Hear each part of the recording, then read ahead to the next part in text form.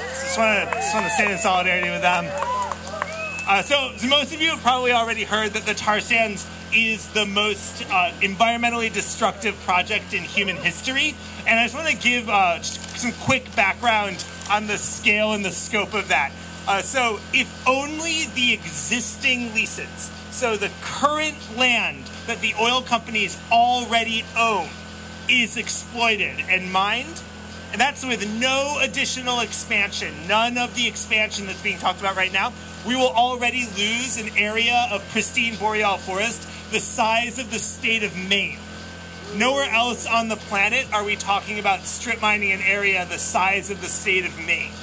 Already, the 90% of the water used in the tar sands goes into the world's largest open pit toxic waste dumps. If you put all of these dumps in the Athabasca River Basin together, they would cover an area larger than Washington, D.C.'s greater metro area.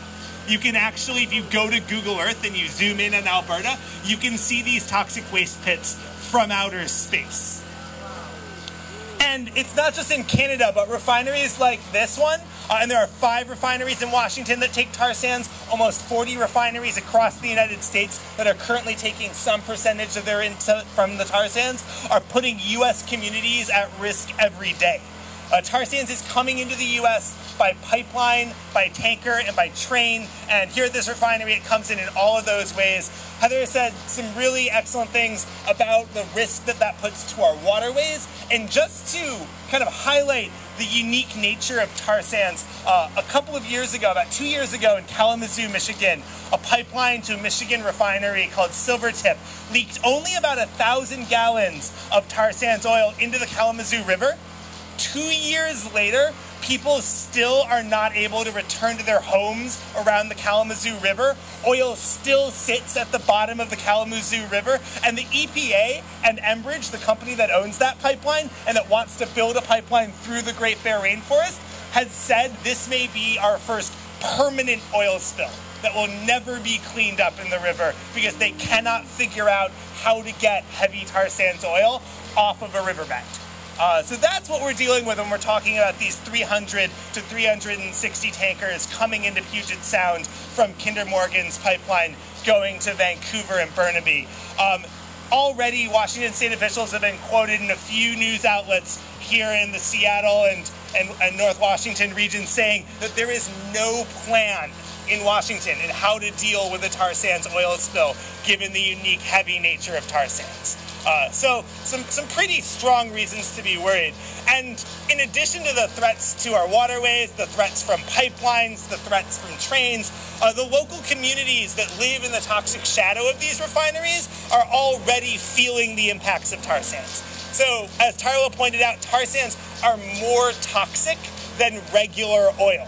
And we don't use the word tar sands oil that much because tar sands aren't actually oil. It's a mixture of bitumen and other chemicals that with a lot of work and a lot of upgrading can be refined into products. But it isn't oil in the conventional sense of we think of oil coming from Alaska or from Texas or from Saudi Arabia.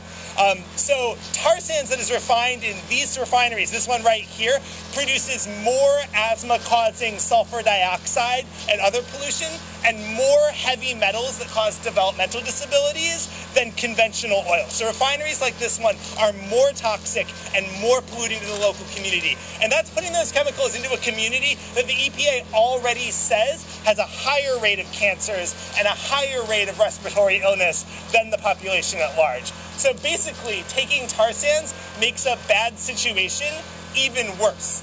And then we saw up in Bellingham, where I'm from, some of the other catastrophic problems of tar sands in refineries just a few weeks ago. So tar sands is more toxic and is also more corrosive than regular oil, which means that at the high temperatures inside a refinery, it's much more likely to cause fires and explosions, like the large fire that we saw up at the BP refinery at Cherry Point just a couple weeks ago. So here in Washington, we already have a history of refinery fires, and it's a problem that we shouldn't be making worse by putting the most corrosive, most toxic inputs into our refineries to be refined into transportation fuels.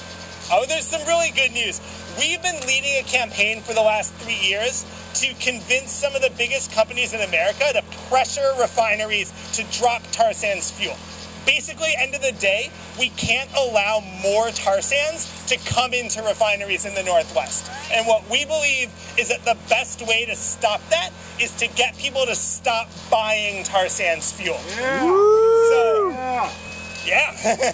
As of last week, 16 major companies, as different as Walgreens and Whole Foods and Seventh Generation, have all announced public policies that they are officially working to eliminate any refinery that takes tar sands inputs from their transportation footprint.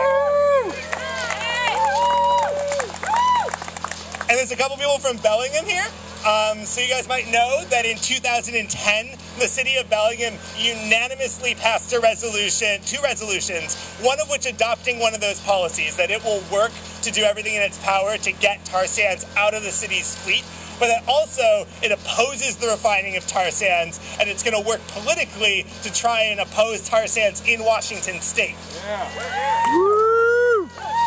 So we're working with Carlo, with a number of other groups in Seattle, to get the city of Seattle to pass similar resolutions.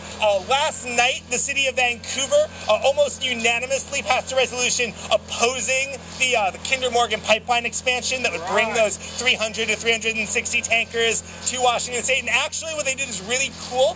The city of Vancouver said that if Kinder Morgan wants to build their pipeline, they have to pay 100% of the cleanup and damages from any accident or spill that happens. Which is pretty unprecedented action. So what we're asking folks in Seattle, in Bellingham, in communities across the Northwest to do is not extreme or radical by any measure. Bringing 300 or 360 of the world's most toxic tankers into the sensitive ecosystem of Puget Sound, putting more pollution into refinery communities, that's the radical actions that the oil companies are doing to change our climate and to poison our communities. But if we're going to win on these, this fall, we're going to launch a new campaign against a new series of corporate targets with even more allies, so to put more pressure on more companies to take action. If we're going to win on that, we're going to need a lot of help. We're going to need to keep praising the communities and actors that do the right thing. And in a lot of instances, we're going to have to punish the companies and the actors that refuse to do the right thing by protesting them, by taking action against them, by boycotting them where necessary.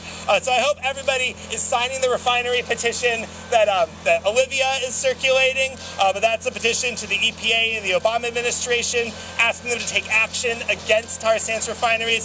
And I hope everybody is signing the sign-up sheet that Emily is sending around to take further action in Seattle, because we're going to need folks to come out into the streets, to come to city council meetings, to speak and contact their local representative and let them know that we want Seattle and other communities across the Northwest to take a strong stance. Because that's what it's going to take to protect the Puget Sound and to protect the Northwest from tar sands.